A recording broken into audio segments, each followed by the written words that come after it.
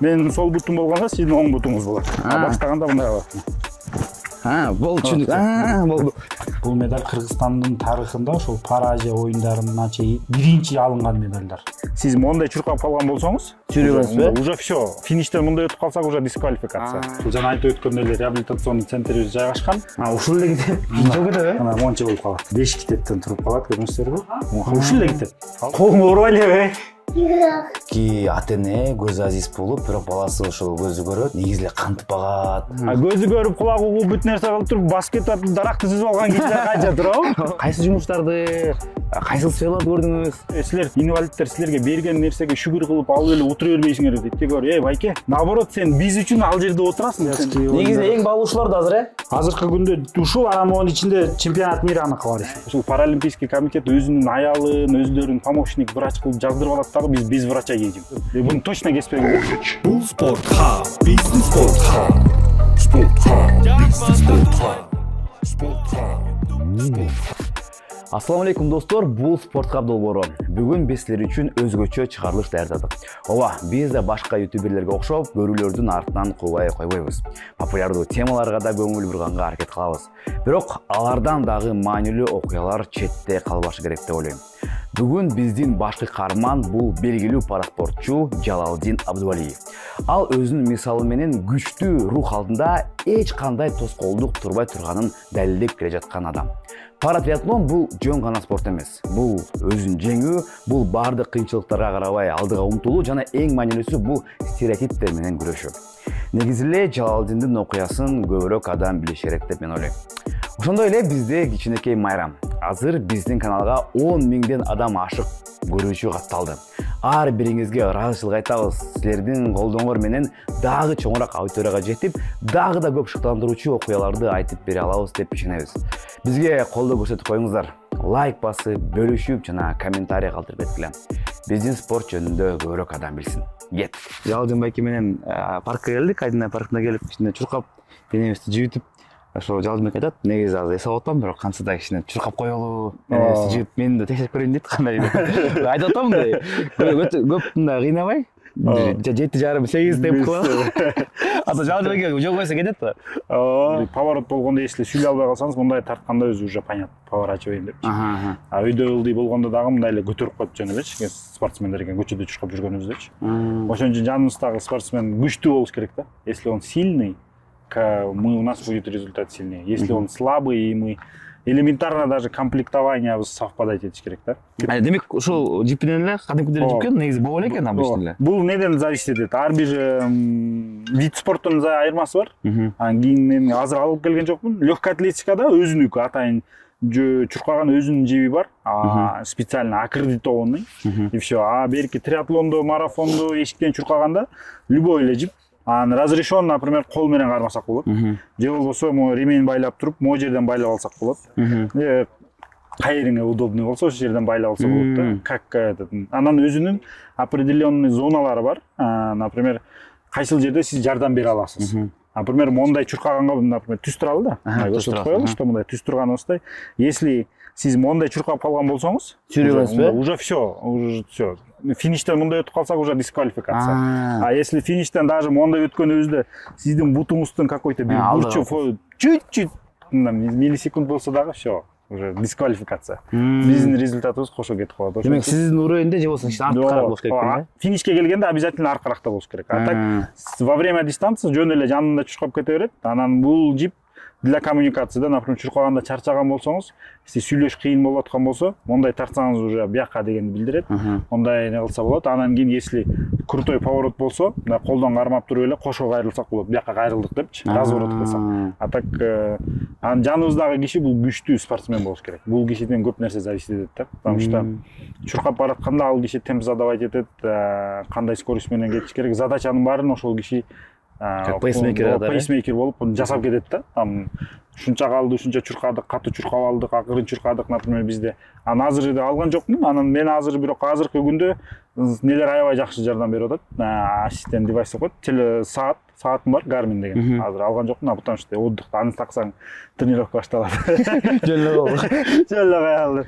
Анан алга наушник подключать этип коюп, ал каждый темп, жүрөгүмдүн согушу, эмне болуп атат, кандай чувствую себя, ошонун баарын айтып турат да. Ал атайын уже программалар менен установленный, анысын баарын ошо кийин көрсөтөбүз. Телефон аркылуу бүт баарын подключать этсек болот. Азыр чуркап баштай берели. Шашпай. Анан чуркаганда сиз дагы кадимкидей эле техникаңыз өзүңүз иштете бересиз, бирок могу буттарыбыз совпадать этиш керек. Эмеси басканда сиз сол бут, оң бут бирдей болуш керек экен. Менин сол бутум болгондо сиздин оң бутуңуз болот. Баштаганда мындай болот. Болду, түшүндүк. Болду. Что мындай жакын болушубуз керек да. Бул дискусия туруп кадимкидей. Экөөбүз бирдей чуркашыбыз керек да. А если, например, техникабыз совпадать этпесе дагы чуркаш кыйын болот. Если сиздин техникаңыз башкача, меники башкача болуп калса, экөөбүз бири-бирибизге мешать этип калабыз. Түшүндүк. Акыркы могу көрдүк биз Олимпиадада Юлия Фернас дагы бар. Демек, ошол сопровождающий дагы өтө күчтүү болуш керек экен да. Акыркы ошол Гүл менен чуркады, Гүлнас менен чуркаганда Юлия Фернас өзүңөр билесиңер, ал дагы триатлон, айронмен көз, легкая атлетика менен да мурдама чыккан, бывший профессиональный спортсмен. Анан Гүлнас менен өзүңөр байкагандай комплектациясы жакшы. Гүлнас буга чейин көп киши менен чуркаган. Даниэль менен чуркады, анан башкалар менен да чуркаган. Мындай не совпада калат, тяжело было ей. Вот Фернас менен жакшы болгон үчүн результаттар сонун болду. Биз да ошол жанагы марафондордо зрячилер менен чогуу сопровождающий болушту деп барга волонтерлор. Бизде чакырып калышты бир жолу. Анан кийин коллегалар болушту, мен айттым, мен болбойм дедим. Мен аларга жетпей калдым. Бир коллегам болуп, орто жолдон айтып берип койду, кызчы. Мен чыгып, бул байке чарчап калды, анан сүйрөп отпой, байке чургаңыз. Мен азыр жеш керекмин деп дегенбиз. Кыйналып. Биякта Кыргызстанда ошо көз ажылдар арасында рекордтор мен койгом 42ге. Азыр 21 да азыр эми. Дастан деген окуучу баласы ошол побил. Батыраак чуркады. 1 саат 21 минутта чуркады. Өткөндө снежный барста. Ошондо чуркады. Сиздин ушу деңизде окушуңуз го? Дастан бизге келип окутуп, үйрөтүп. Азыркы учурда сиз жаштарды анан кийин жаңы ошо мен спорт менен машыгам, көз ажы болсо мен машыгам дегендерди үйрөтүп атпайсызбы? Кантип уже кайрылып атышат да сизге? Андай бизде могу айтып атпаймынбы? Кыргыз ажылдар федерациябыздын өзүбүздүн небиз бар. Реабилитация деп коебуз. Реабилитационный программабыз бар. Бирок биз мындай ошол федерациянын ичинде 3 этапка бөлүнгөн да. Бизде англисча step by step деген программабыз бар. Биринчи шаг, это биринчи кадам, бул көз ажиз кишини өз алдынча өзүнө ишенген киши кылганга жардам бериш керек. Бул эң башкысы. Себеби психология уже. Бул психология, потому что көз ажиз кишилер өзүңөр билсеңер, мына ушунча жылдардан бери көп көз ажиз кишилер үйдө отурат, же болбосо өзүнчө мындай выстроенный стереотиптер бар да, например. Сен только массажист боло аласың, же только ырчы боло аласың да. Эми караңыз да, менде үн жок. Же массаж кылган жакпайт. Тым элестетсеңиз, массаж это самый көз ажиз кишилерге билбейм эмнеге массаж дейт, бирок эң оор не массаж да. Просто бул массажды мен оюм мындай да. Мондай чечилген го деп ойлойм, потому что көзү көрбөйт, на ощупь лучше. Ушундай миф бар да, сиз деле мисалы үчүн сиз кандай деп ойлойсуз? Мен көзүм көрбөгөн үчүн кулагым жакшы угабы, же андай эмеспи? Менин оюм боюнча эгерде бир чувство жок болсо, например, да, один из органов чувства, кийинкиси күчтүүрөөк деп ойлойм да менчи. Ошондо балким сиздин ошол кулагыңыз жакшыраак угат, же болбосо сезимиңиз жакшыраак деп обоняние болот го ошол. Менин түшүнүгүм боюнча ошондой да. Бирок ал мындай да, бирок бир жагынан как доля правды есть, но на самом деле это неправда, да. Например, кулак жакшы угуп, жакшы сезген, бул потому что көз көрбөгөн, эми билесиз да. Нейробиология боюнча көз адамдын денесиндеги энергиянын 30%-ин просто ошол көз аркылуу кирген маалыматты обработка кылганга мээ коротот да. Ошол энергия бошойт. Көз көрбөгөндөчү 30% энергия бошогондо анан кийин өзүң тренировка кылдыра баштайсың да, жакшылап укканга, көңүл бурганга, потому что автоматически уже башка сезимдер менен иштеш керек болуп калат. Ошон үчүн гана өрчүтсөң гана өрчүйт. Ал өрчүтпөсөң, тренировка кылдырбасаң жок, тура берет ошондой эле. Көзү көрбөй эч нерсени бир сөздү несине оюнан тута албаган кишилер деле толтура. Көзү көрүп, кулагы угуп, бүт нерсе кылып туруп, басып кетип атып, даракты сүзүп алган кишилер канча турабы? Жөн эле түп-түз кетип атып элечи. Ошого окшогон эле, потому что когда вниманияны көңүл бурсаң, ошондо гана өрчүйт. Биздин ошол биринчи кадамыбыз Азиздер Федерацияда бул ошол кишини өзү көнүп калган айлана чөйрөдөн алып чыгуу да. Это комфортный зонасынан чыгаруу. Эмнеге дегенде ата-энелер мындай слишком опекать этип бөпөлөгөн, это вредно, это очень плохое, вредно, да. Мисалы үчүн мен көрүп жүрүп көрбөй калганда, постоянно там жалгыз көзү көрбөй, өзү жалгыз болгон балдар аз да. Бир туугандарың бар, сен көзүң көрбөйт, мектепке да барбайсың, үйдө отурасың, бир туугандарың башка жумуштарды кылат, аларга ата-энең башкача мамиле кылат дагы, сага аяп мамиле кылат го.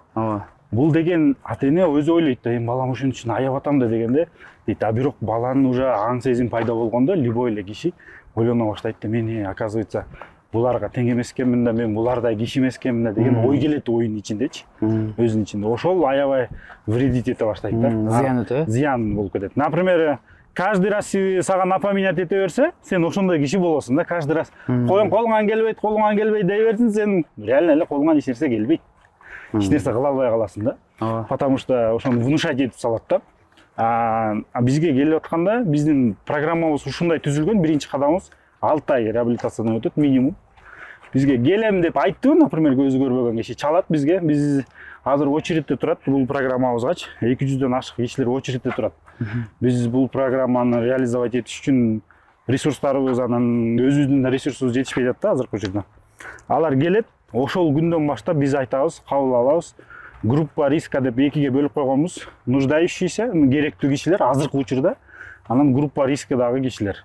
Азыркы учурда керек болгондор булар кишилер, жанакы көзү көрбөй мектепте окуду, азыркы учурда, например, университетке окуйн дейт, окуй албай атат. Бул менен башка бир жумуш менен машыгайын дейт, бирок кыла албай аткан кишилерди, булар бизде мындай керектүү кишилер деген. Ал жерге ошо көз боюнча биринчи жана экинчи топтогу майып кишилер кирет да. Группа риска деген бул первую очередь, куда смотрим, ошол группа рисканы карайбыз. Группа рискада бул көрүп жүрүп көрбөй калган киши, аябай психологически, эмоциональный состояниясы очень тяжелый кишилер. Оор болот, ошол кишилердики. Анан жакында диагноздор бар, кээ бир диагноздор понятно, что бул киши көрбөй калат дегенчи. Ошондой нелер, анан көп кишилер, көп учурда андай группа рискадагы кишилерде түрлүү ситуациялар болот да, аябай оор акыбалда болот, семейный акыбал, оор акыбалда болушат. Алардыкы ошол группа риска деп туруп биз ушул кишиге азыр жардам бериш керек экен деп сразу алабыз. Жашына карабайбыз. 16 жаштан баштайбыз, потому что совершеннолетие, потому что кичинекей балдар менен иштештин на законодательном уровне тяжело. Ошон үчүн эле. Совершеннолетний болгондо все 16 жаштан 60 жашка чейин, 65 жашка чейин, 70 жашка чейин келет. Бир группага ашып кетсе 10 кишини чогултабыз. 10 кишиден ашык ала албайбыз.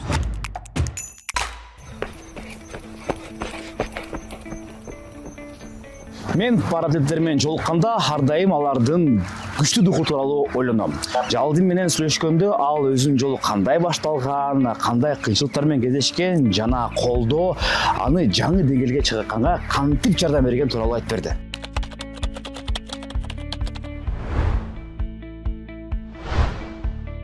Билесизби, бул алар үчүн жөн гана машыгуу эмес. Бул күрөшүүгө жана жеңишке жеткенге чоң мүмкүнчүлүк. Кыргызстандагы Газпром нефть АЗС тармагы сыяктуу компаниялардын колдоосу менен көптөгөн атлеттер ушул жолду тоскоолдуксуз өткөзүшөт. Кыргызстандагы Газпром нефть АЗС тармагынын колдоосу менен биздин параспортчулар дүйнөлүк деңгээлге чыга алышат.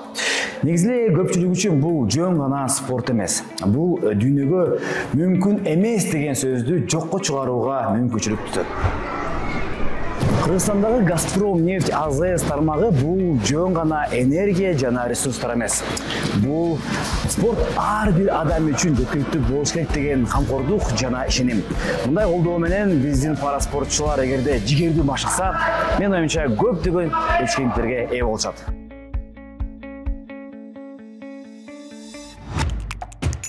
Бул Орто Азиядагы Америка университети. Бул жерде биздин жана айтып өткөндөй эле реабилитационный центрибиз жайгашкан. Бул реабилитацион центрибиз эмне үчүн бул жерде жайгашкандын биринчи себеби бул инклюзивность, анан коомго аралашуу да. Биз бул жерде ошол студенттерге аралашып эле жаштарга именно өсүп келе аткан поколенияга көрсөтүү, муундарга көрсөтүү үчүн ушул жерде жайгашканбыз. Бул жерде биздин өзүбүздүн бир кабинетибиз бар. Бул кабинеттен анан ушул зданияда болгон бүт кабинеттерди бош учурунда любой убакта колдонгонго мүмкүнчүлүгүбүз бар. Бул жерде ошол жана айткандай биринчи шагы реабилитацияны өтүшөт. Реабилитация 5 направленияден өтүшөт сразу бир убакта. Эртең менен саат 9-дан кечки саат 6-га чейин, как жумушка барып келгенде эле ошол жерде окушат. 5 сабакты үйрөнүшөт. Биринчиси бул ак таяк менен басканды үйрөнөт. Бунун өзүнүн методикасы бар, техникасы бар. Кайсыл жакта кандай эмнеге көңүл буруш керекти үйрөнүшөт. Бул таяк менен айланып чөйрөнү изилдеп. Экинчиси бул Braille анан компьютерди үйрөнүшөт. Braille ар бир азыр келип көрсөтөлү. Так бул жакта Braille бул биздин основной кабинетибиз. Азыркы учурда бул жерде бардак, потому что биз азыр 15 октябрдан 13 ноябрга чейин ошол көз азиздердин жашоосун жаңыча жагын көрсөтүү ошол боюнча 1 айлык жарыялаганбыз. Ошол жарыянын алкагында китеп окуу конкурсу болуп өтөт. Ошол китеп окуу конкурсуна даярданабыз. Ушул жерде китептерибиз басылып чыгылган. Бул болсо атайын Braille алыбинде басылып чыккан китеп. Абдушкир Ажимов өчпөсөмөр пайгамбарыбыз Мухаммад Мустафа саллаллаху алейхи ва салламдын өмүр баяны. Braille алыбине котордук кыргыз тилинде. Бул бир китеп, азыр сиздер менен салыштырып да берейин. Могу жакта не бар? Плоский бар. Сиз окуй ала турган китеп турат. Бар бекен? Сиз окуй ала турат, өчпөсө өмүр турат. Эми ону салыштырып көрсөңүздөр, Brailleга салыштырганда бул китеп сиз окуй алган китебиңиз. Бул китеп биздин арифке которулганда 1 2 3 4 5. Ушул эле китеп жок кетеби? Ана монча болуп калат. 5 китептен туруп калат, көрүңүздөрбү? Ушул эле китеп. 600 буякта канча барак экен? Азыр. Жок 350 барак экен. Буякта 350 барак болсо, бир арага которгондо 670 барак болуп калган. Книга номер 1 дейт. Биринчи китеп экен. Биринчи китеп ушул менен окуп башташат. Бул жерде мына кол менен сезип атайын окуган. Braille арбинин өзүнүн неси бар, правиласы бар. Кантип окуш керек, канча точкадан турат. 6 точканын ичинде эле 36 тамганын баары бириктирилген. Бул жерде менин жумушум эмне? Мен бул жерден азыр компьютерде да көрсөтөйүн. Braille арбин үйрөнүшөт, ушул жазган окуганды үйрөнүшөт. Биринчи сабагы трош менен баскан дебедимби? Ооба. Экинчиси бул Braille. Ушул Braille жазып окуган, бул маалыматты алуу үчүн биз 3 тилди сразу үйрөтөбүз. Кыргызча, орусча, англисче. Сразу үйрөнүшөт. Алар айырмаланат. Айырмаланат деген тамгалар айырмалагандай, сиз деле тамга ошондой эле болот. Канча китеп болот. Азыркы бул жерде китеп конкурсу азыркы күндө Кыргызстанда уже 70-80 киши, көз азиз кишилер катышып атат. Бул конкурс Кыргызстандын тарыхында биринчи жолу өткөзүп атабыз. Биринчи жолу болуп өтүп атат. Бул конкурстун жеңүүчүлөрү ошол кимдердин умра сапарына сертификат утуп алганга материалдык жагандай. Жөн окуп бүтүп, анан тест тапшырыш керек. Китеп окуу конкурсунда эле ушул китептин мазмунунан тесттер түзүлгөн. Ошол боюнча гана тест тапшырыш керек. Бат окуш керек, акырын окугандай эми жок. Кичине понимание деген бар. Түшүнүп окуш керек да. Анан ошол конкурсубуздун аты туюп окуган өмүр дейилет, потому что постоянно аябай көңүл буруп окулат. На русском будет жизнь конкурс, жизнь прочитанная на ощупь депчи. Ошол пайгамбарыбыздын өмүр баяны кыргызча чыккан. Анан кийин дагы үйдөгү чыгып көрсөтөм. Бул жерде биздин бул университетте Кыргызстанда биринчиден бул библиотекабыз бар. Современная литературанын библиотекасы. Кыргыз тилинде. Жакта ушунда келген киши нөлдөн башталат экен. Нөлдөн башталат. Окуганды билбеген кишилер. Окуганды билбейт, басканды билбейт. Басканды билбейт. Нөлдөн башталат баары. Биринчи басканды үйрөтүп баштайт. 5 сабак сразу болот. Эртең менен биринчи күнү келди. Первый 2 жумадан баштап эле сразу башталат 5 сабак. Эртең менен 1 саат бір айлы окушат. 2 саат троч менен басышат. Лак менен узамча басканды үйрөнүшөт. Троч деп коебуз.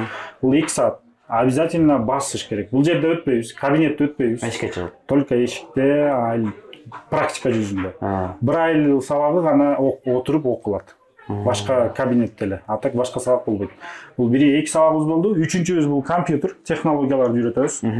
Өзүңүздөр байкамасаңыз бул жерде биздин компьютерларды азыр көрөлү. Биякта эми рабочий бардак болуп тура берсин. Болорсуң. Строй. Жакшыраак не болгон, Бул компьютерларыбыз өзү атайын компьютерлар, жаңындай специальный компьютер эмес. Бул жөн гана установленный компьютер. Компьютерди байкасаңыздар, бул компьютерларда атайын мындай сүйлөп турган программа гана установлена. Биякта каалаган жумушту кылса болот. Китепти окуйсузбу, Google'дан мынеден бирдеме издейсизби, каалаган жумушуңузду жасагансаңыз болот. Бул атайын специальный программа. Бул жерде атайын эленин шрифти, сиз монун тетиги китепти биринчи компьютерга атайын программа бар, программный обеспечение.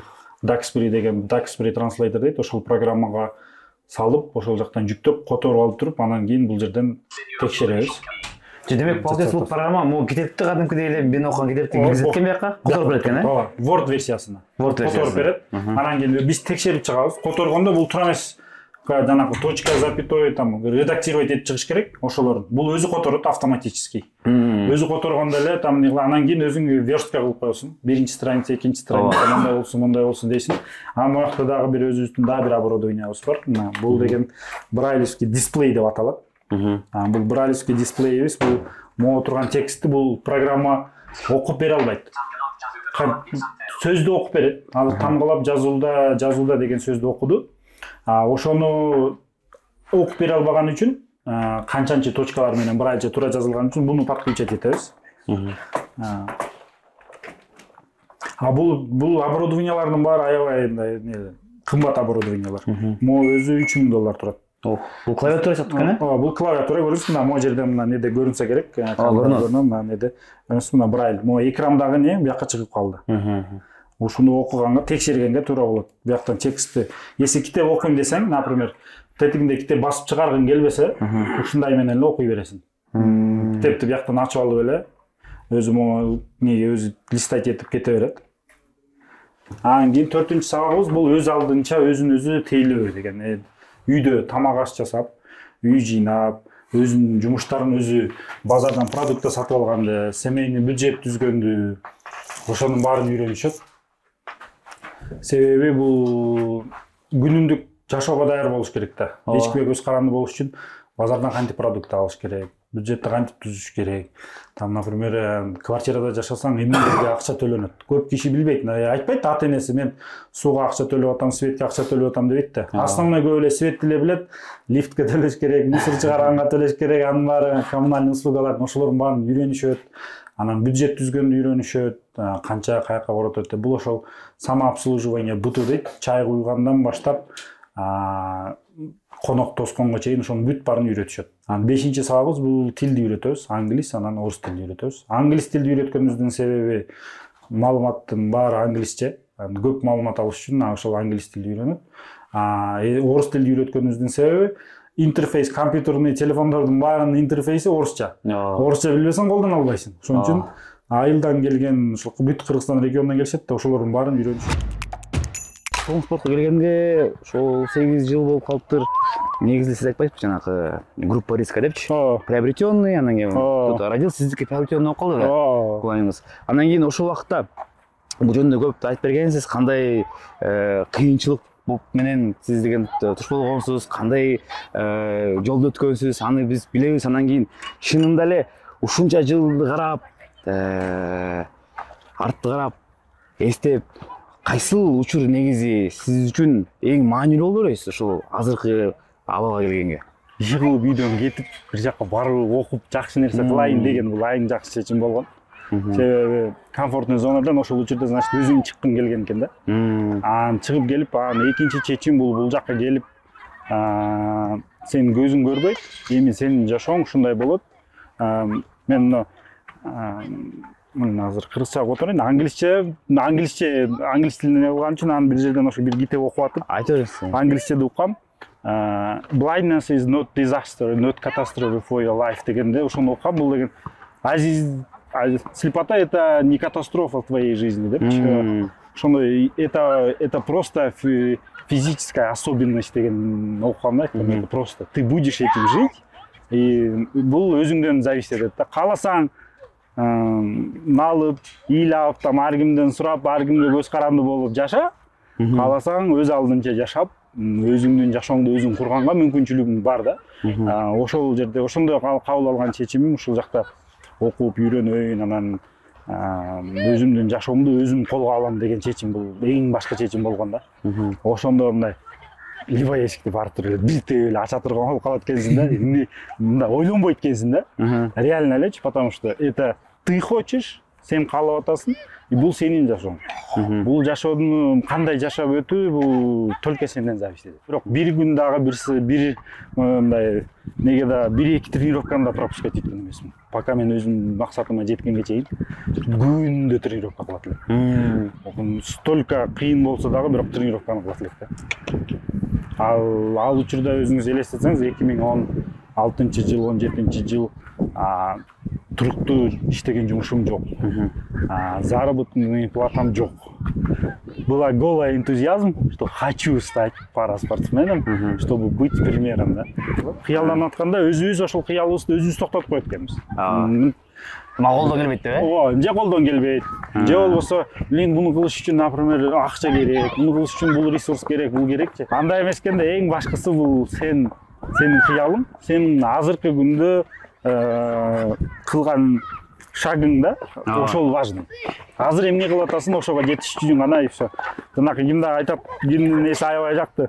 Аябай туруктуу интервьюсун аябай бааладым. Мунарбектинчи. Сеники сенден качпайт деген эч качпайт. Эч качан да. Ошол болот да по-любому. Бирок сен себептерин кылышың керек да. Аракетин кылышың керек, эмгегин кылыш керек. Жана эме деп коет го, дисциплина бьет мастерство деп коет го. Ар дайым күн сайын кыла берсең, ал нерсе акыры жетесиң да ошого. Ошондой. Сиз ошондо карасаңыз, сиз айылга келин жалап аттыңыз, жалап келдиңиз, жана реабилитацион центрде көрдүңүз, анан кайра кетип, кайра келип, анан кийин издедиңиз да. Эмне кылсам болот деп. Ошол айтып бербейсизби, ошол учурда эмнени көрдүңүз ортодон? Кайсы жумуштарды, кайсы сфераларды көрдүңүз? Ал жерден ошол учурда көп нерсе кылып көрдүм. Жанагындай промоутер болуп иштеп көрдүм, иши кылып жамбагыш керек да. Симка таткандар. Ошондой кылып да иштеп, мага болбойт дедим. Анан жана Азат деген азыр базарда соода кылып жүрөт досубуз. Тоже. Кстати, кече 18-чи эмне күнү? Октябрь күнү Азияда болду, Японияда Азия кубогу болду пара триатлон боюнча. Ошол жакта 3-чү орунду алып келди Азат.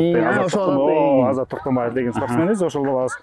Ошол досум экөөбүз анан базарда соода кылып жүрүп, анан кийин базарга чыгалы мынтел деп тиги базарда кофе сатыпчы. Атайын рюкзак заказ кылып, артка илип, анан базарда дордойдо бүт баары кофе сатчу да. Анан ошондой кылып кофе сатып иште бир күн чыктым да айттым, это не моё. Это не для меня. Я должен что-то башка жумуш кылышым керек депчи. Бирок ошол анын идеясын кийин айтып берем, почему анан азыр сауда кылып калдык. Анын да өзүнчө нерсе. Анан дагы эмне кылдым мен?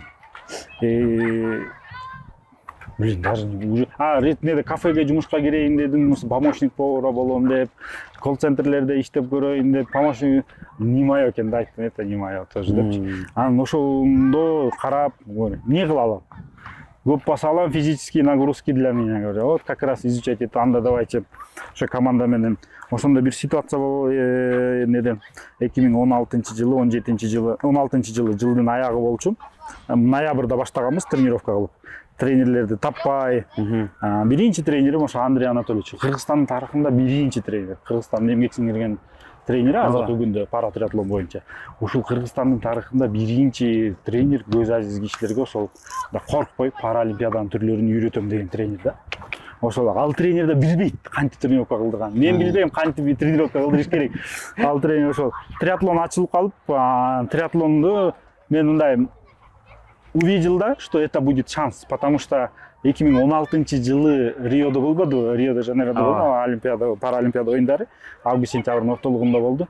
Ошол учурда паратриатлон дебют кылды да, Риодо. Биринчи жолу паратриатлон Паралимпиада түрүнө кирди. Анан айттым, ана жүргүз, так, бул жаңы болсо, значит, возможность бар. Давай, короче, надо тренироваться деп. Ал тренировканы баштап, тренировкага келген күндөн баштап анан жашаганга жерибиз жок калды. Бул ушул важный нерсени айтып өтүү керек. Себеби биз реально биякта жашаганга жерибиз жок. Квартирага не кылайын десең акчаң жок. Болгон учурда ошол триатлон федерациясынын президенти Чыңгыз Алканов. Помню, что ошол өтүрүп кезигип балдар тренировка кылып ушундай развиваться этем десеңер, окей, жардам берейин деп туруп Алкан базарында жашаганбыз. Алкан базарында гостиницалары бар болчу, Чыңгыз байке жардам берип. Ошо рахмат, потому что это тоже сыграло очень большую роль, да. Ошол Алкан базарында жашап, күндө 2 бал тренировкага келет элеги. Ошол жактанчы. Бул тренировка башталганда ошондо элестетсеңиз, Алкан базарынан Дельфинге келет элек. Дельфин билесиз каерде? Малдай бар деди. Малдай бар деди. Эртең менен саат 7-ге тренировкага келип калышыбыз керек. Жол где-то 1 сааттай кетчү, жөн элечи. Эртең менен 5:30да подъем. Маршруткага отурасың, маршрутка менен келип, тренировка 7-де башталат, 2 саат, 3 саат тренировка кылабыз. Түштөн кийин кайра кетебиз, анан Алкан базарына кайра барабыз, обед кылабыз, анан чуть Алкан базарында кичине иштедик. Жана прачкасындачы, нелерди үтүктөгөнгө жардам берип, потому что жашагандан кийин кичине нужно еще актап иштеп не кылыш керек да. Ошон үчүн ошол жакта кичине иштедик. Түштөн кийин кайра тренировкага келет элек. Кайра кетет элек, ушинтип жарым жылдай убактыбыз, почти 1 жылдан ашык, 1 жыл жашадыкпы, же жарым жыл жашадыкпы, не помню. Эмне каражатка жашадыңар ошондо? Эч нерсе, полный кийим не кылып берчү да. Чыңгыз байке? Чыңгыз байке кылып берчү, ошо жатакана бекер, тамак ашы менен. Тамак ашка ошол бир күндө 2 саат, 3 сааттан убактыбыз жана ортосунда убакыт бар болчу, 2 саат, 3 сааттан прачкасына барып ошо жардам берет элек иштепчи. А так полный ошол пока неге жеткенге чейин. Андан сырткары ошондой мындай азыр тяжело будет заставить, да? Азыркы учурдачы. Андай ушундай возможность жок болчу да. Потому что даже жокчулук эмес, просто возможность жок болчу да. Тренировать. Сен даже не знаешь, куда ты идешь, да? Но просто голый энтузиазм, да, ты веришь, да, что ты вот это сделаешь, да? Жанагы самурай нет цели, только путь болчу экен. Только, потому что аны окуп көргөмдө паратриатлондо тандем велосипед керек да. Это тандем велосипед $5000 стоит да. Сен чөнтөгүңдө колго тыйдык жок болсо, ала каяктагы тандемди жөнгө ойлоносуң да, реально. Мен бирок ушундай өзүмө мындай таң калам да. Өзүмө деле, потому что биринчи ошонун үчүн айтам да, Алла Таала пешенеңе жазган болсочу, аракетиңди кылып аткан болсо, кааласаң каалабасаң болот ал. Анан өзү табылды, анан спонсорлорубуз чыкты, анан ошол паратриатлон, биринчи паратриатлончу ким? Нурбек байке, Тойчубаев деген байке, бир болчу, байкебиздин бир болчу. Ошол байке менен таанышып, анан ошол байке биринчи соревнованияга велосипедтерге акчалардын баарын бөлүп берип, Чыңгыз байке биякта ошол өзүнүн деңгээлинде биякта жардам берген болсо, жатакана, тамак аш менен болсо, Нурбек байке ошо тандем велосипед сатып берип, ошол соревнованияга барганга кетчү каражаттардын баарын жасап алып берген да. Ошол кишилерге азыр буну точно кеспеңиз, Нурбек байке менен Чыңгыз байке кесип коюңуз, Айдар кеспейбиз. Потому что это мындай, это реально, это история, да, это тарих. Невозможно это не кылган да. Жалдын берекен үйүнө келип алдык. Всё. Кандайсыздар, саламатсыздарбы өзүңүздөр? Жакшысыздар, ден саламатсыздар. Атым Бекстан болуп. Кана чык. Колуңду уруп эле. Ой, канча жума болду кол сынганда? Бир жума эле болду. Ой, карачы деп отур. Мен иштен таккай биринчи. Бул эмне, грузовикпи? КамАЗ экен, Жок, грузовик. Грузовик. Биринчи ногум таккала. Бул сынып калган турбайбы ичине, үстү чыгып калган турбайбы? Колуң эмне болду ошону айтып берчи сен. Мен колумда да. Эмне кылып сындырдың колуңду? эмне кылып айтып койчу? Ой, эни кыл. Эмне кылып сындырдың айтып бер. Чошуп кеттим. Чечип кетти. Ай, молодец. Да. Карачы тентегине. Ухот. Ана сүзүп алды да. Кынаттыр. Бул коомдо көп, мен деле көп муну кездешпейт да. Ошол эки ата эне көз азиз болуп, бирок баласы ошол көздү көрөт, анан ошол негизи эле кантип багат, кантип карашат деп мындай негизи эле мындай көз жакшы түшүнбөйбүз да, негизи эле кандай болот ошол кичинекей кезинен өстүрүш. Кичинекей кезинен өстүрүш аны мындай чотко кантип тамак бериш керек, анан кантип эмне кылды деген аны шефтен сураш керек го. Гимназия дальше. Анан бирок көп нерсени мындай адаптироваться эткен. Мисалы үчүн, эң жакшы адаптироваться эткенибиз бул коляска менен жүргөн. Көчөдө гулять этип калабыз го. Коляска менен жүргөндө башында мен артыман сүйрөп алдым. Колясканы сүйрөп алып, анан басат элем да. Анан кийин уже билген жерлерде түртүп аласың. Түртүп алганда Гүлназ бир аз астыракта басат, жолду текшерипчи. Ошондой неси бар. Анан кийин уже мен жанагындай не менен рюкзак, эрге рюкзак деген бар, ошону алып алгам, астына салып алат элем. Вечно астыма көтөрүп жүргөн. Это самое удобное, потому что көз азиз кишинин колдору бул көз да. Ошон үчүн колубуз бош туруш керек да постоянно. Бир колубуз постоянно занят трость менен, экинчи колубуз постоянно бош туруш керек да, бирдеме кармай калганга, кармап көргөнгө, эмнекени билгенге ошон үчүн. Постоянно мен астыма асып алып жүрөт элем. Дең эле кыйналганыбыз бул постоянно жардам сураганыбыз бул неден болот да. Тырмагын алганда, пока тырмагын ала албай атабыз. Өзүн көрүп атпайсызбы? Тың го, мындай вообще турбайт да. Аны секрет. Анан жанагындай атайындагы нени дагы алып көрдүк. Мындай китайский бар экен. Басат экен, деп тырмагын ичине салып коет экенсин, өзү алып коет экен. Ошондой кылалы десек да, ал менен невозможно болот. Салдырбайт да? Вообще турбайт экен, ал өзүм алам дейт, өзү салып бирдемелер кылып эле. Башка кимдер ошол өзү башкалар эле алып берет. Ошол менен сурандык. Дагы эмнеде жардам сурадык. Баш анан ооруп бирдеме болгондо гана эмне кылып калбасак, так көп деле жардам өзүбүз эле, өзүбүз тарбиялап, өзүбүз эле чоңойтуп атабыз. Кийин кечегин өзүбүз карап. Ыйласын дейишип. Гүлназ Жениккен. Бул ошол мыкты параспортчусу. Чачпа дейм ума. 2024-жылы Токто дейм. Бирден алып берели, чоң, бирден алып көрөлү, токто. Гүлназ Жемей берген да, топ 100 жана BBC-nin мыктайымдарын. BBC-ден ошо 100 мыктайым деп. Ага да берди эле бир эме сертификат сыяктуу же. Жок, ал не жөн эле кирип койгон өздөрүнө. Онлайнда да. Онлайн эле. Бул ошо соревнованиядан алып келгендерибиз. Бул Самаркандтык болуш керек. Самаркандтын, Самарканд марафон. Самаркандтын марафон чучкап, полумарафон чучкагандарыбыз. Туруптур. Ханжоодогу мына паразиатский оюндарбы? Ханжоодо паразиатский оюндар. Негизи эң баалуучулар да азыр, Азыркы күндө ушул анан монун ичинде чемпионат мира аныкы бар еще. Дүйнө чемпион. Бул бронза кимдики? Гүлназды. Гүлназ Женик. Гүлназдыкы. Оор экен. Бул медалдын өзүндө эле неси ошондой экен да. Оор дегенде. Демон оор экен. Оор мындай алыш деле оор да. Алыш деле оор. Ай рахмат. Моюнума эле ыйлатпайбы? Молодец. Бул биздики, меники эки күмүш медалыбыз. Бул основнойлор азыркы күндө. Дүйнө чемпионатынан турбайбы? Чемпионат мира экен. Ооба, дүйнө чемпионат экен. Дүйнө чемпионаты. Братислава экен бул. Бул биринчи ошо дүйнө чемпионаты. Бул велосипед. Ооба, велосипед. Бул дуатлондук экен. Кимде калганда мен да тиги спорт каналда компьютерде иштеп жүрүп анан кийин акча каражат жок болуп, ковид болуп кетти го. Анан кийин вообще жумуш жок болуп, мен Россияга иштеп келдим, стройкада жүрдүм. Ошол жакта отуруп түшүндүм да мен, мен ушул спорт индустриясында, спорт медиадан башка жол жок экен мен дедим. Ага жан дүнөмө эчтеке кереги жок экен деп. Ошондо түшүндүм да.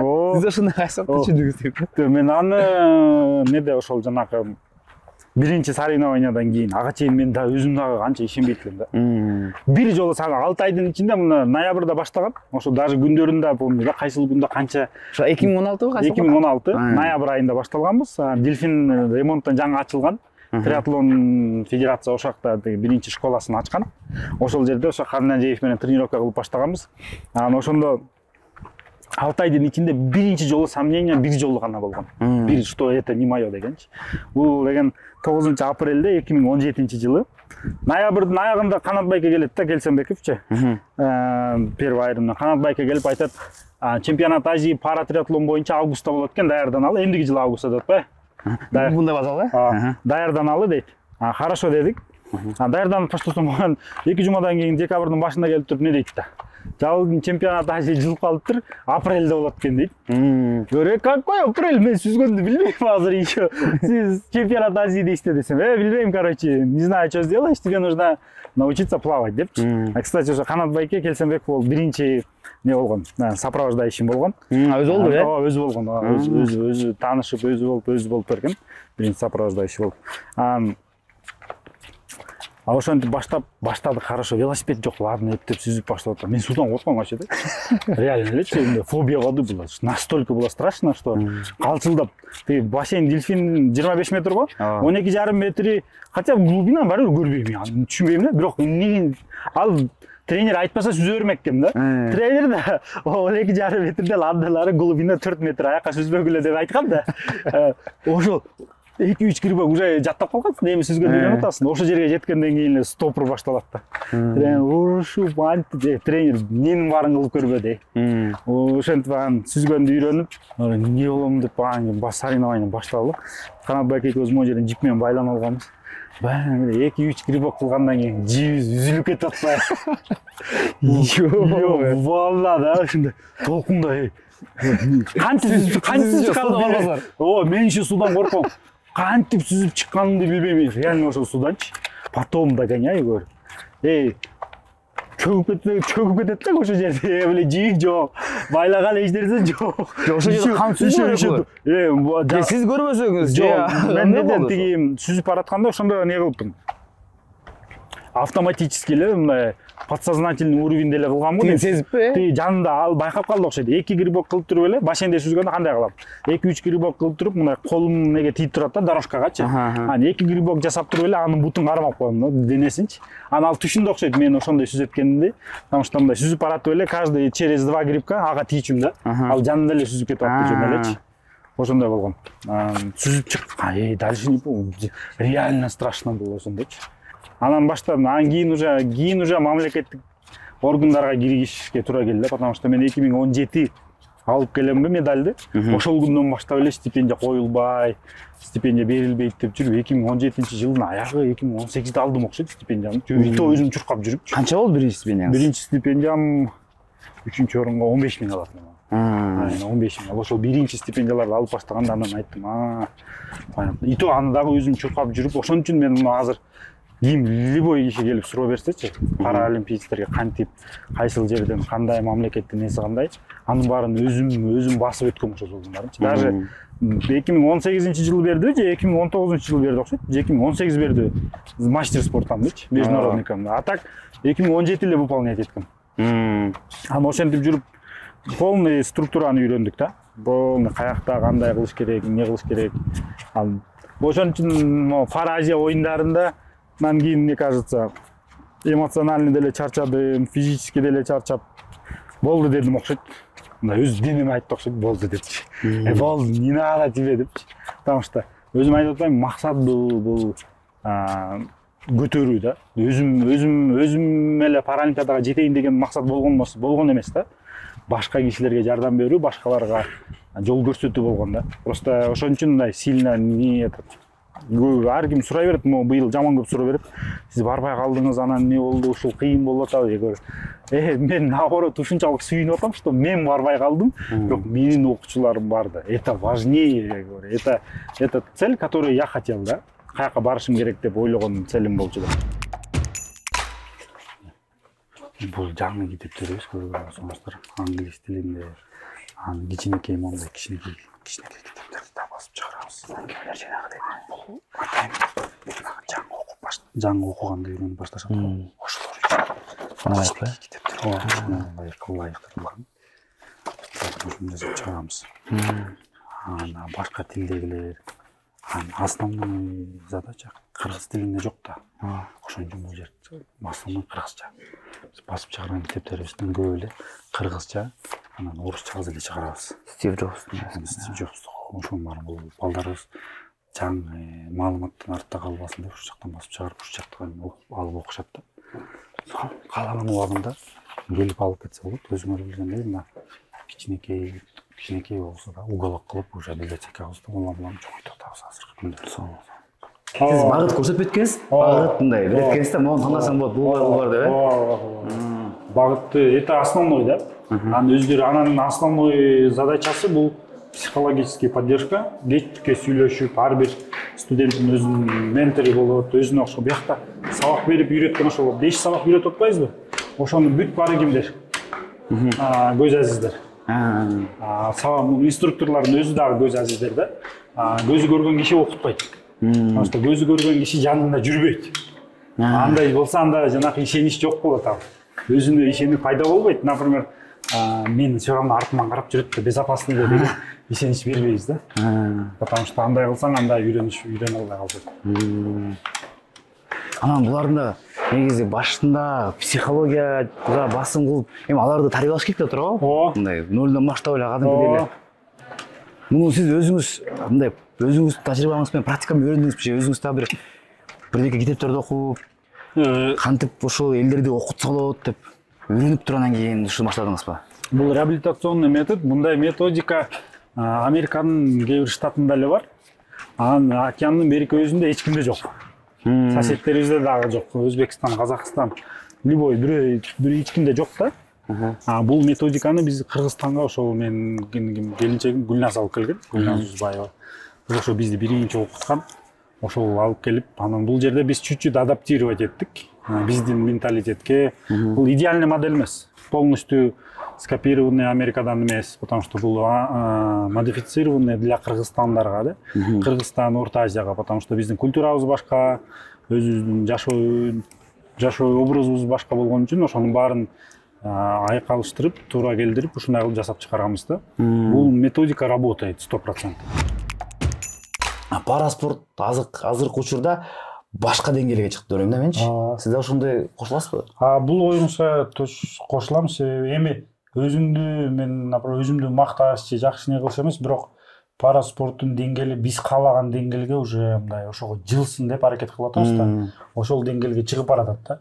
Бирок bundan дагы бийигирээк, бул это не предел да. Азыркы күндө бул азыркы күндүн болгон жумуштун результаты да. Калган результаттар эми буюрса келе жаткан алдыдагы паралимпиадада болот. Бул биздин ошол айтып атпаймынбы, максат эң башкысы башка кишилерге мындай дем берип, шыктандырып, башка кишилер что это возможно да. Өзүңүз билгендей жанагы азиатский игренин медали бар эле го, ошону берсеңиз, ошо бир серебряный медали. Ошону ушул медальдар мисалы үчүн бул сыймыктанып, эртең баарыбыз деле азыр бала чакабыз бар, баарыбыз айтабыз. Себеби бул медаль бул мен жалгыз гана медаль эмес да. Бул медаль Кыргызстандын тарыхында ошол Пара Азия оюндарына чейин ушунча канча жылдан бери катышып келет. Ошолордо биринчи алынган медальдар. Кыргызстан тарыхында биринчи келген медальдар булар. Анан бул өзүңөр билип, сиз деле айтып атпайсызбы, оор экен депчи. Бул аябай көп эмгекти талап кылды да, чындап айткандачы. Аябай көп эмгекти талап кылды. Себеби биринчи баары бир биринчи мындай оңой келбейт. Элдерге көрүнүп оңой сезилиши мүмкүн, бул оңой болду, там мындай жеңил эле болот депчи. Эч качан медаль жеңил болбойт, себеби ушундай бир жашооңдо, особенно спортточу, мындай даже не спортто эмес, бул жашоо өзү эле бир күрөш да. Күндө сен өзүңө биринчи очередь көрсөтүшүң керек, что сен каалаган нерсени Алла Таала насип кылган болсо эле кыла аласың. Бирок сен кылышың керек, аны аракет кылышың керек. Калганы Алла Тааладан. Бул Аллага мындай как бы таваккал кылыш деген сөз, ошол сөздү таппай калдым. Ошол Аллага ишенип, тобокел кылыш дейт. Ошол тобокел кылып чыгасың. Калганы уже келе албайт. Жок, сиз азыркы учурда ошол биздин параспортту өнүктүрөйүн деп, мындай өзүңүздүн аракетиңизди кылып атасыз. Анан кийин негизи эле ошол биздин параспортко азыр жеткиликтүү түрдө мындай көңүл бурулуп атабы ошо мамлекет тараптан, сиз оюңуз боюнча? Мамлекет тараптан жеткиликтүү, даже андан да көп көңүл бурулуп атат. Бурулуп атат, э? Мамлекет өзүнө жүктөлгөн өзүнүн обязательстволорун бүт нерсесин аткарып атат. Мамлекет тарапка сөз жок, себеби кабинет министрлерден баштап департамент спорта, ошо дирекция, олимпийский виддер ошолорго чейин колунан келген бүт нерсени жасап атат, что пара спорт өнүксүн деген. Азыркы күндө ошол мындан дагы өнүгөт го дейм, буюрсачы. Буюрса эле, если бизде бир эле жер бар. Ошо мамлекет менен пара спортчулардын ортосунда турган паралимпийский комитетибиз если оңолсо, ошондо гана оңолобуз. Еще мындан дагы. Ошондо мындай бири-бирибизге тармай бири-бирибизди токтотпойбуз да. Себеби мисалы үчүн мен өзүм үчүн же Гүлназ өзү үчүн же башка киши өзү үчүн иштебейт да. Бүт баарыбыз мамлекеттин кызыкчылыгын коргоп атабыз, мамлекетти көтөрүп атабыз. Ошон үчүн биз биригип жакшы иштесек, аябай жакшы болот. Именно ошол паралимпийский спорт менен паралимпийский комитет эле.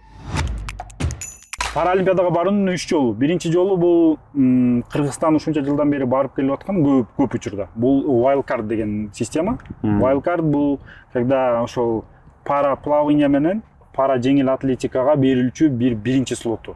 Бул если мамлекеттен ар бири эч бир видден же болбосо пара легкий атлетикадан эч ким өтө албай калган болсо, бир кыз, бир бала, бул Парижде сиздерди баары эле билет, бул гендерное равенство деп туруп, бир кыз, бир балага деп туруп зеленый карта берген. Бул биринчи системасы, келмек анысычы. Экинчиси бул норматив выполнять этесиң. Нормативди выполнять эткенде, бул определенный нормативди выполнять этип туруп, анын бипартит деген бар.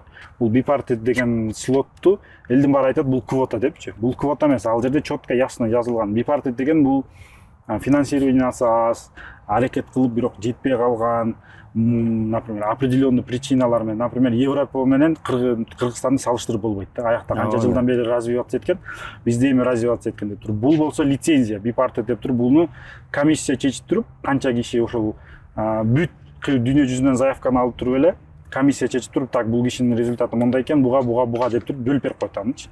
Бул для тех стран, которые только начинают развивать. Бул лицензиянын бир түрү. Анан прямой слот бар.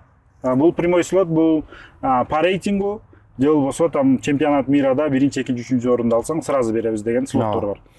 Меники нормативке 2 секунд жетпей калган Пара Азия оюндарынанчы. Алдын алганга. Аны ким албады? Гүлназ албады, бипартит. Потому что у нее паразиатский результат, бүт результаттар хорошо. Бипартит менен Гүлназ барды. Wildcard менен мен точно бармам. Wildcard büyük кетти. 3 лицензиябыз Кыргызстандын атынан азыркы күндө деле толук айта алам. Из-за того, что биздин паралимпийский комитет 15 апрелге чейин заявленияны бербегени үчүн международныйгачы заявление бериш керек. 15 апрелге чейин жазылган, что ошол күнгө чейин булар заявление бериш керек болчу. Кыргызстанда ушунча претендент бар, ошолорго wildcardка деп заявление берип коюш керек болчу. Булар берген эмес. Ал дедлайнды өткөзүп берген. И то ал дедлайнды биз сүйлөшүп, не кылып, дедлайн экинчи дедлайнда бар, например, если даже недобор болуп атат, дистанциялар бар да. 5 километрди көргөн болсоңуз 8 эле киши чуркады. 12 киши болуш керек болчу. Wildcardка заявление берген болгондо жөн эле ошол нары келмек сразу эле уже. Ал wildcardка заявление бербейт дегенде ал айтып атпайм, келип сүйлөшүп атпайм. Wildcardка заявление берип кое бериңизчи азыр десем, ал айтып атпайбы, жок, мен сени колдобойм, сен не наш спортсмен, мен өзүмдүн кишимди колдойм деп. Анысы ар жакта турсун, Гүлназга келген бипартит лицензияны, булар паралимпийский комитетке келип атпайбы? Келсе булар бунун ордуна башка кишини жиберели, биз бул кызды көргүбүз келбейли, бул кыздын результаты жаман деп международныйга жазыптыр да. Ким айтып ошолор? Паралимпийский комитет. Биздин паралимпийский комитет. Биздин паралимпийский комитет. Алар түшүнбөйт экен вообще каякта кандай жумуш экенин. Ал күйүп кетти. Ошентип аны айтып атпайм, мен как тренер катары не бул за свой счет барам деп атам. Айтып атам, за свой счет. Мага аккредитация жасап бергиле. Аккредитация жок, Парижге баргандан пайда жок деп. Ооба. Мен не кылам, аккредитациям жок болсо, спортсмен жанына кире албасам. Турист катары эле. Турист бир эле соревнованияны ар жактан көргөнгөчө айтам. Мен не керек бар? Мен барып буларга жардам берем, потому что италиялык тренерлерибиз бар. Аккредитация жасап бер десем, аккредитационный картам бар болчу экен. Келиптир дагы. Офисинде жатып бербей койбоду мага жөн элечи. Чисто эле политика кылып эле. Бергиси, бартыргысы келбей элечи. Ошон үчүн эле барбай калдым. Бирок мен мындай не кылган жокмун. Бул дагы көп нерсени үйрөттү да. Значит, ушундай болуш керек болчу деп эле кылдым. Триатлон боюнча, триатлондон деле бипартит менен кетти кызыбыз. Ал дагы бир жолу айтсаң болот, потому что это лицензия. Это для тех стран, которые только начинают развивать. Это не для тех, там, например, европейцтерде, алар өздөрүнүн ичинде гана даже не кылышат, тандашат. Францияга, например, 2 лицензия берген болсо айтат, мына 2 лицензия силерге канча кишини кимди жибересиңер, өзүңөр отбор кылып жибергиле деп, алар да ошондой. Потому что конкуренция сильнее. А у нас только начинается. А калган дюдодогуларыбызчы, дюдодон балдар кыздарыбыздын азыр интервью любой кишиден сурасаң, дюдого заниматься эткен балдарга да. Из-за того, что буларыңыз жөн эле аларда да мындай не бар да, өзүн рейтингди анализировать этип подавать этиш керек. Аяктан дагы 4 лицензия күйүп кетти, жөн эле. Жөн эле. Просто заявление бербей койдуларчы, потому что мындай спортсмендер кереги жок да. Калган береки жанагы настольный теннис менен Оскар Райс деп азыр Аскар Турдугулов деп жүрбөй бала, неде коляскадагы балачы. Алар болсо жөн эле аларга дагы алардын види только развиваться этип алат. Аларга да конкретно поддержка болмок, бермек. А булар классификациядан өтүш керек экенин Паралимпийский комитет билип туруп айтпайбы же билбейби, түшүнбөйм да. Но бирок аябай Паралимпийский комитет азыр вообще элдин баары айтып атпайбы, жакшы иштеп атат. Паралимпийский комитет жакшы иштебей эле азыр госагентство, дирекция по олимпийским видам спорта ошол жакшы иштеп атат. Потому что финансирование почему барып калдык? Потому что дирекция финансировать этет да. Независимо Паралимпийский комитеттен, же Олимпийский комитеттен они финансируют прямую спортсмен менен через тренера берет го. Ошонусун жакшылыгын, ошол болгон үчүн гана спортсмендер барып калды да. Биз демек быйыл көп бардык эмес, будан да болмок экен демек. Көп болмок. 12 лицензия болмок. Мен любой жерде айталам. 12 лицензия точно болмок. 12 киши бармак. Мындан да көп болмок. Жакшы иш не кылгандар. А булар азыр эң чоң врагда келип жардам берейин деп мындай Кыргызчада сүйлөшүп көрдүм. Келип сен бул арыздануу деле эмес, кыргызчында келип айттым, байке кел мен жардам берейинчи. Ты языка не знаешь английского. Биз англисче билебиз, биз жолун билебиз. Биз кандай кылыш керек экенин баарын билебиз. Ушундай жардам берели, өнүктүрөлү. Кошо эле иштейли. Жок, жок да. Бизди колдогон киши болуш керек. Сен оруксансыңбы дедим, мага чалып алып, монтип салам, тигинтип алам, тигинтем дейт. Я байке, сен ал угрозаларың мен коркутам деп ойлобо деген. Мен адашып атасың деген, башка адреске түшүп калдым. Башканы коркутур, мени коркутабайсың. Айтты, башканы коркутур, мени точно коркута албайсың деп. Потому что Пара Азия оюндарынын астында да ошондой эле болгон. Пара Азия оюндарынын астында бизге форма береби, эптеп-септеп эле. Анын форманы мен сүйлөшүп эле отуруп, пост жазып туруп эле кайра өчүрүп койгом сразу элечи. Анын баары билет. Анын сразу эле болгон. Анын журналисттер якобы дейт, текшерди тигилерди депчи көрүп. Так мамлекет акчаны бөлүп берген болсо, давным-давно силергечи. Акча силерде турган болсо, форманы жакшылап берүүнүн ордуна көрсө форманын аягында госагентство жаман көрсөтөт. Паралимпийский комитеттин жумуштур ғой анын баарычы. Ошон үчүн болбой калып, форманы эптеп-септеп исполнительный паралимпийский комитет болмок да? Жок, исполнительный госорган да. Бирок паралимпийский госорган же отталкивается. Национальный паралимпийский комитет заявка берип коюш керек, эртерээк айтыш керек канча киши экенин депчи. Ага чейин биз жасай албайбыз деп, анан ошентип чоюп отуруп эптеп форманы жасап берди. Форманы жасап бергенден кийин жакшы жасалбай калды деп, естественно, любой киши айтат, не деп. Болбогон эле форма деп. Алар эртең кетебиз деп жана флаг бурчайт деп атат го. Неге чогултат да. Эле. Стадионго, ак үйгө эмес, стадионго чогултат. Элдин баарын тизип алып туруп, там заместитель госагентствочу. Самат Сыдыкович дейм.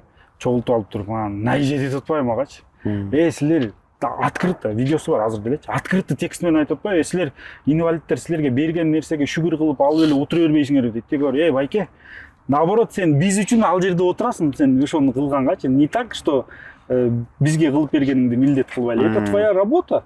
Обеспечивать этим всем, если мамлекет акча бөлгөн болсо депчи. Эдил Жолдубаевич өзү келип, өзү ошол жерде айтпады. Мына как кабинет министри туруп аябай чоң поддержка кылып атпайбы? Эдил Жолдубаевич өзү келип туруп, что за форма деп эмне бала депчи. Почему буларга олимпийцтерге өзү да айтып атпайбы? Биз не должны ратификация конвенция алганбыз. Олимпиец, паралимпиец это одинаковый статустагы спортсмендер. Аларга одинаковое отношение болуш керек. Это что за форма деп өзү да айтып атпайбы? Ошактан наезжать этип, ызычы кылышып, азиатский игрыда да жаман көрөт. Азиатский игры регистрация кылбай койгон. 2 күн калганда мен международныйлар менен урушуп жүрүп регистрация кылдыргам. международныйга чалып булар кылбайбын деп атат десем, андай болбойт деп туруп, анан международный көрсөтүп, национальный паралимпийский комитеткечи 2 күн калганда комплектовать этип анан алып кеткенбиз да азиатский. Ал азиатскийде медаль ала турган күнү эртеси күнү аякта бир ситуация болгон. Азыр бул ситуацияны бирок айтыш керек, потому что маны билиш керек элдин баары. Азиатскийде түнкү саат 1 эртең мен биринчи медальды жеңдим. Биринчи Кыргызстандын тарыхында 23 октябрь күнү Кыргызстандын тарыхында биринчи медальды жеңдим. Серебряный медальдычы. Bir gün эс алып, эртеси күнү кайра чуркамактын дагы бир дистанцияма. Эртеси күнү эртең менен соревнованием түнкү саат 1де чалып алып паралимпийский комитет түш разборка кылабыз деп атпайбы. Говорю, ты дебил? Мен менин иштейби дедим. Түнкү саат 1де чалып алып. Мага түш деп, мен спортсмен эртең еще выступать этип бүтөйүн, анан разборка кылам дедим силерге. Анан аяктан дагы ызычы болушуп, аяктагы өзүнчө эле ызычы. Потому что аякта баягы эле азыр деле айтып атпайбызбы, буну неге чыгарыш керек да. Буну ушул жерин чыгарып салыңыз, потому что этот азиатский игрге ошол паралимпийский комитет өзүнүн аялын, өзлөрүн помощник врач кылып жаздырып алат дагы, биз без врача едим. Мамлекет акчаны бөлүп берет, билин, буларды врач барсын деп туруп, ал врач тигинин аялы. Паралимпийский комитеттин. Ал эмеге медицинага тиешеси жок. Тиешеси жок, кайдагы бир фармацевт. Укол сайганды билбейт.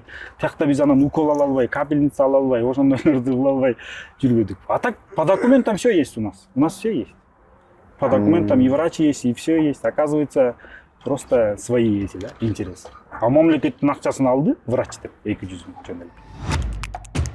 Жалмек, ушул эгерде жанакы ушул пара спортто Кыргызстандагы өнүктүрүүчү системаны өзгөртөсө, сиз кайсыны колуңуздан келсе түртмөк элеңиз?